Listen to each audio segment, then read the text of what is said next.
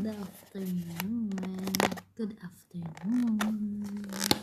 Kumusta ang lahat? Nagmukbang na ba ang lahat? So for today's mukbang, for today's food vlog, meron tayong, ewan ko lang kung mababasa ninyo yan, is fresh cut coconut all the way from Lulu. So yan po ay, ayan o, lubi or niyog. Ito ay niyog. Yan, sariwang hiniwa. Meron akong niyog doon pero hindi ko alam paano ko siya biakin kasi wala akong itak. Yan, ang ganda nitong camera na to kasi ang liit ng aking face. Ganyan. Diba? Meron tayong niyog. Nakaka-excite. Yung maalala mo ulit yung iyong kabataan.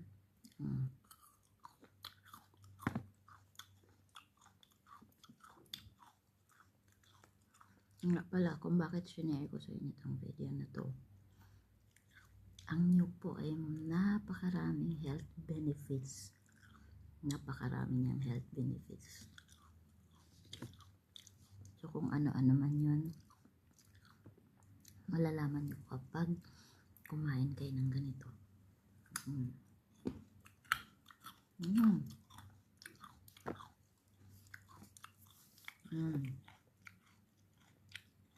Yung mga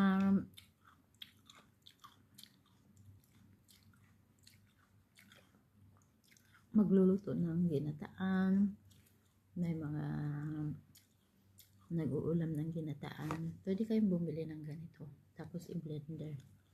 Pero kung walang blender, pwede kainin lang.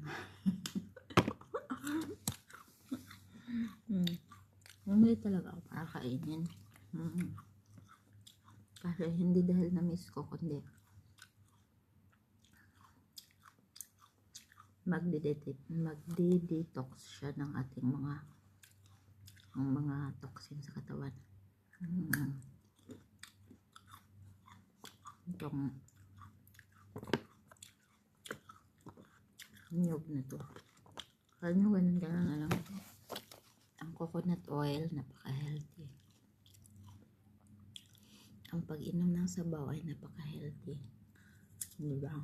Kapag ikaw ay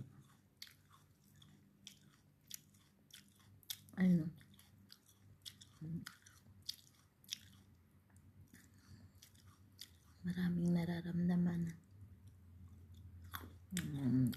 Sana ano yung katawan mo, hirap kang magdumi. Taas to fiber ng coconut. Nanamnamin mo yung lasa. Guys, thank you for watching. Sa may gusto lang, pero kung pustiso yung ngipin mo, hindi ka makanguya. Kaya hanggat maaari, ingatan din yung mga ipin.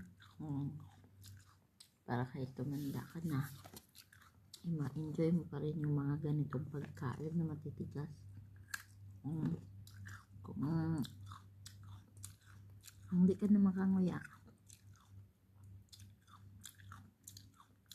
durugin mo na lang para kain. Ang durog. Yung kinayon na. Tapos, masarap yung bagong kayod. Kinakain. Hindi pa napitaan. Diba? Thank you guys for watching.